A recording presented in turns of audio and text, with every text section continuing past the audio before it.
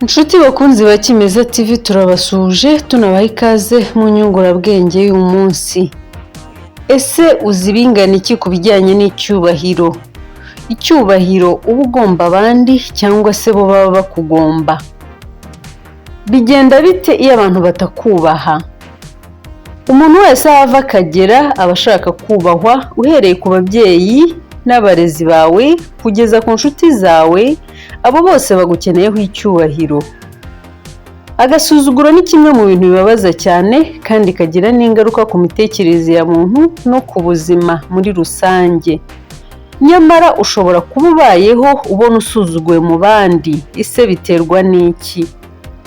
Kuva ukiri muto cyane, ikintu wagiye wigishwa n'ababyeyi bawe n'abarezi bawe ni ukubaha, cyane cyane abakuruta. Ibi ntabwo ari wowe wenyine wabitojwe, buri wese yagiye abitozwa bitewe n'aho yakuriye n'uko yarezwe. Ushobora kwibaza uti kuki ababyeyi bacu batwigisha ibi? Ni uko kubaha ari umuco mwiza ugomba kuturanga.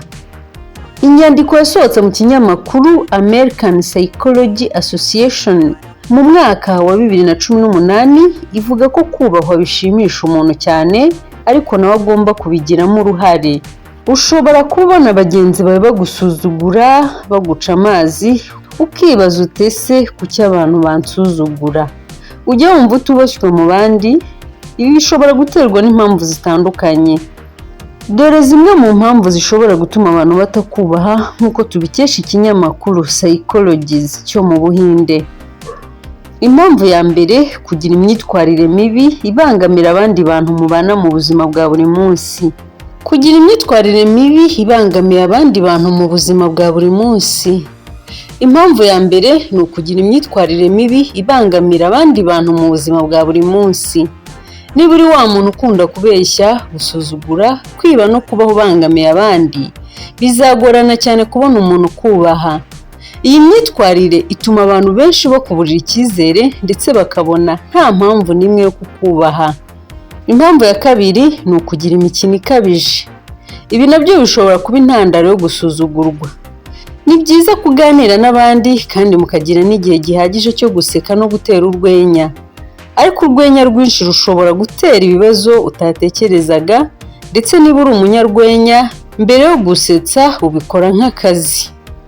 Nk'uko buri kintu kigira umwanya wacyo, imikino nayo igira igihe cyayo. Ibi rero nibyo abantu benshi badasobanukirwa, maze bikaba byanabaviramo gusuzugurwa mu gihe bikabije.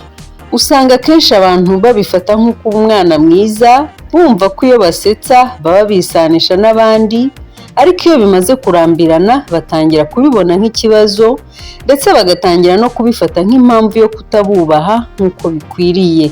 Impamvu ya gatatu rero ni ukubura ubunyangamugayo.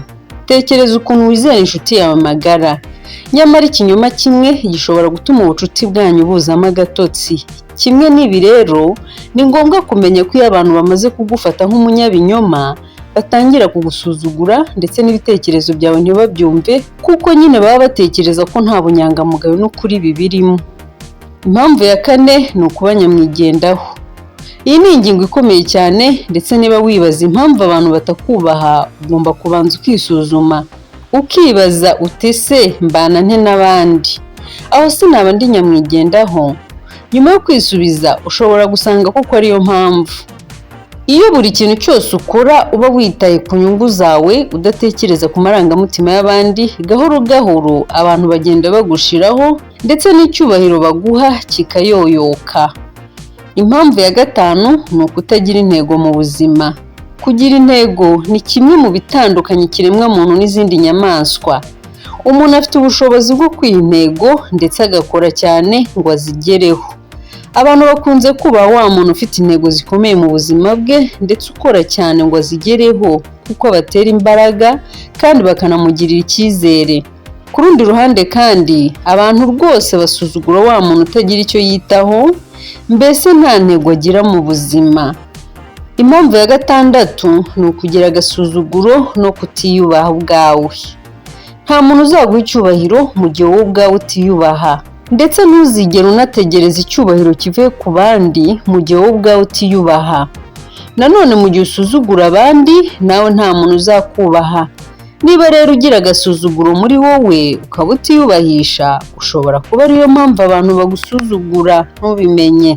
Impamvu ya 7, kuba igifura. Akenshi inshuti iyo ziri kumwe ziraganira, zigaseka, zigasererezanya n'ibindi.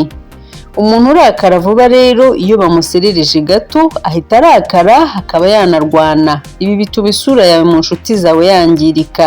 Buri wese akunda kubana n'abantu bisanzura ndetse batarakazwa n'ubusa. Niba rero uri igifura, bishobora kuba ariyo mpamvu ituma abantu batakubaha ndetse inshuti zigenda zigushiraho. Impamvu ya 8 ari nayo tugiye gusorezaho ni uguhunga inshingano. Abantu batinya inshingano ndetse bakanirengagiza ibyo bagomba gukora usanga batubashywe rwose. Urugero, nk'umubyeyi utita ku bana be n'umuryango we, ahubwo agahora yabasize abahoza ku nkeke, bishobora gutuma asuzugurwa cyane nabo n'ahandi muri rusange. Niba nawe uri mu bantu batajya bibaza impamvu basuzugurwa, ubona abandi bantu bagufata mu buryo butari bwiza, ugomba kubanza kwirebaho mbere yo kugira unenga. Banza urebe ikibazo niba atari we giturukaho, maze ubone gufata ingamba. Mu gihe wasanga ari we nyirabayazana wo gusuzugurwa kwawe, fata umwanya ubundi ushyireho ingamba zo kwisubiraho, bityo ubashe kongera kubaka icyizere mu bantu no gutsindira icyubahiro. Tuva ku nsanganyamatsiko yacu y'icyubahiro, reka tunanyarukire kandi ku bundi bushakashatsi tugiye gusorezaho bugaragaza ko kudaha abana umudendezo bishobora kugabanya igihe cyabo cyo kubaho. Ibi birareba cyane ababyeyi n'abarezi muri rusange. Kurera umwana ni inshingano y'ingenzi y'umubyeyi, ariko ubushakashatsi bushya bwagaragaje ko uburere burenze urugero bushobora kugira ingaruka mbi mu buzima bw'abana. Ababyeyi barinda cyane abana babo bashobora gutuma bagira ibibazo by'imitekerereze, stress ihoraho ndetse n'ibindi bibazo by'ubuzima bishobora no kubagabanyiriza igihe cyo kubaho. Ubushakashatsi bwagaragaje ko abana barerwa n'ababyeyi barindwa bikabije bahura n'imbogamizi nyinshi, zirimo kugira stress nyinshi kubera kubura ubushobozi bwo kwifatira ibyemezo.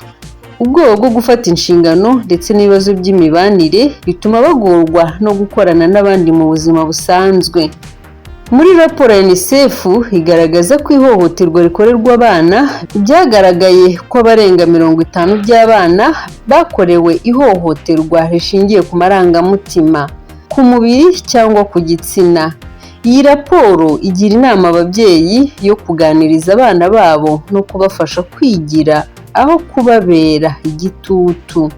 Abahanga mu bijyanye n'uburere bagira inama ababyeyi yo gutuma abana babo bigira, bakiga gufata ibyemezo no kwiteza imbere. Uburyo bwiza bwo kurera umwana ni ukumuha umudendezo mu buryo buboneye, ariko bikajyana no kumuba hafi kugira ngo adatakaza umurongo.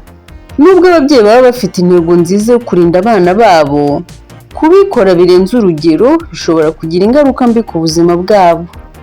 Ni ngombwa ko ababyeyi babafasha gutekereza no kwigira kugira ngo bazabashe kwihangana mu buzima, bigabanya ibibazo by'imitekerereze bishobora gutuma bagira uburwayi bubagabanyiriza igihe cyo kubaho. Reka dusoreze hano inyungurabumenyi zacu z'uyu munsi. Mwakoze kubana natwe, mukomeze gukurikira n'ibindi biganiro byose kuri Kimeza TV.